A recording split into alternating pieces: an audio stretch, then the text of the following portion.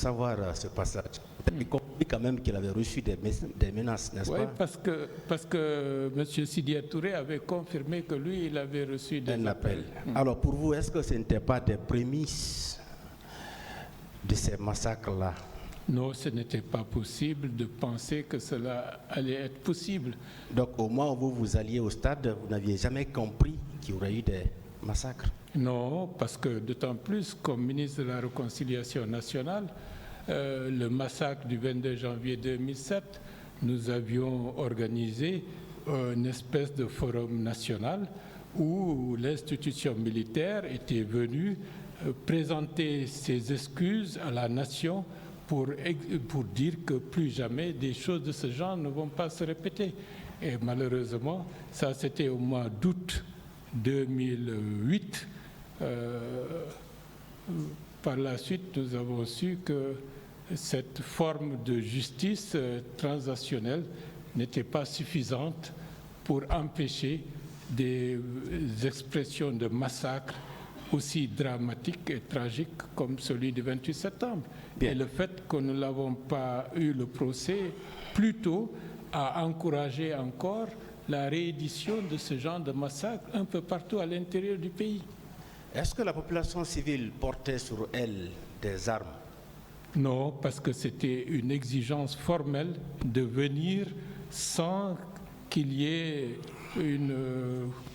toute confusion autour de ça. C'était une manifestation purement pacifique. Vous n'avez vu personne armée, parmi la population civile? Parce que même lorsque le matin on allait vers le stade, j'ai rencontré un jeune qui avait un sachet. Je me suis arrêté pour lui dire qu'est-ce qu'il a dans son sachet. Ça, c'était même loin du stade. C'était au niveau de Dixide, un peu à côté de comment on appelle ça, de la pharmacie. Mais comme c'était convenu, il ne fallait pas qu'il y ait quoi que ce soit qui puisse indiquer que des gens pouvaient transporter des armes blanches ou toute autre chose. D'accord. Et pour vous, ces massacres-là, est-ce qu'ils ont été spontanés ou bien ils ont fait l'objet d'une préparation minutieuse pour vous? Bon, c'est un peu compliqué, mais déjà, le fait d'ouvrir le stade, pour moi, c'était un élément qui n'était pas normal. Oui, cette question, elle est importante. Pour vous, parce que comme je l'ai dit, vous êtes en amont, vous êtes en aval. Oui.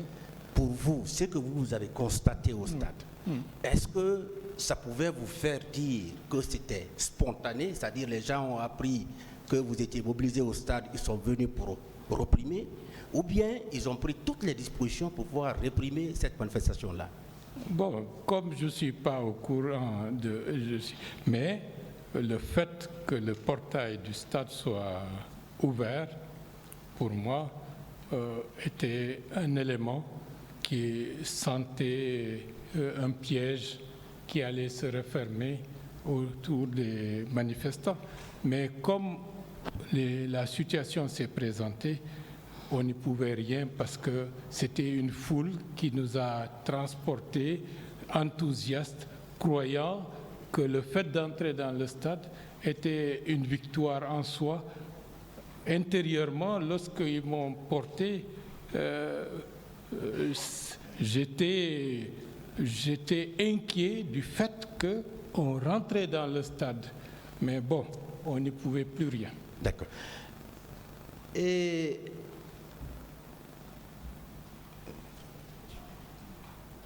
merci bien. Merci. Merci beaucoup.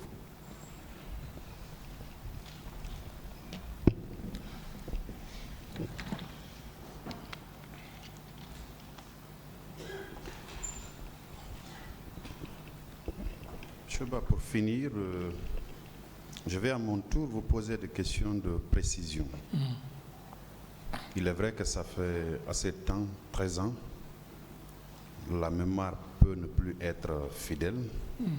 Vous ferez l'effort nécessaire de vous souvenir des points les plus saillants par rapport aux questions que je vais vous poser. D'autant plus que vous apparteniez à une formation politique et vous aviez créé au même moment le Forum des forces vives et vous étiez membre actif, c'est ce qui vous a valu d'être désigné par tout ce beau monde comme l'organisateur principal de la manifestation du 28 septembre, que vous avez voulu pacifique et qui s'est soldée par cette tragédie malheureuse que nous avons connue. Alors, est-ce qu'au niveau de votre formation politique, vous aviez reçu, peu après les événements du 28 septembre, des familles qui vous ont indiqué qu'ils n'ont pas vu les leurs au stade, qui étaient partis tôt le matin pour le stade du 28 septembre, ce même 28 septembre 2009? Bien. Bon, l'expérience, pour remettre tout ça dans le contexte, l'expérience du ministère de la Réconciliation nationale par rapport à la tragédie du 22 janvier 2007, où nous avions cherché à prendre contact avec les victimes, leurs proches. À mon niveau personnel, le vide de documentation lié au 22 janvier 2007 m'a amené en tant qu'organisateur de la manifestation du 28 septembre 2009 immédiatement à prendre toutes les dispositions pour qu'il y ait une documentation des listes des personnes qui ont disparu, des personnes qui sont mortes, des blessés, pour préparer, en cas de nécessité, disons, des procès ultérieurs. Et je pense que ce travail a beaucoup aidé aux travaux de la Commission internationale nationale d'enquête. Il y avait beaucoup de disparus, puisqu'il y avait même une association qui avait été mise en place pour le cas des disparus. On a parlé également des fosses communes. Plusieurs citoyens qui étaient sortis dans la même lancée le matin du 28 septembre 2009, on ne les a pas retrouvés au niveau des morgues, on ne les a pas retrouvés vivantes, j'allais dire. Est-ce que vous étiez informé de l'existence de fosses communes où plusieurs de nos compatriotes ont été ensevelis? Les idées dans ce sens ont prospéré, mais en termes de, disons, de preuves formelles, nous ne les avons pas. Mais il y a des informations par-ci, par-là pour indiquer que ces fosses ont existé et que d'autres, est-ce qu'ils n'ont pas été jetés à la mer? Aviez-vous été informé aussi de l'incendie de plusieurs concessions le 28 septembre et les jours d'après, du pillage de beaucoup de commerces et leur contenu, notamment dans les banlieues périphériques de Kalou? C'est vrai, ceci a existé, mais dans les circonstances de l'époque, les destructions de biens matériels dans notre mémoire étaient considérées comme étant très secondaires au regard de la tragédie que nous avions enregistrée. Vous étiez l'un des leaders politiques qui était à la tribune du stade du 28 septembre. Oui. Il y a eu des tirs à balles réelles. Est-ce que vous avez vu des citoyens tomber là-dedans du fait des balles que les militaires avaient tirées?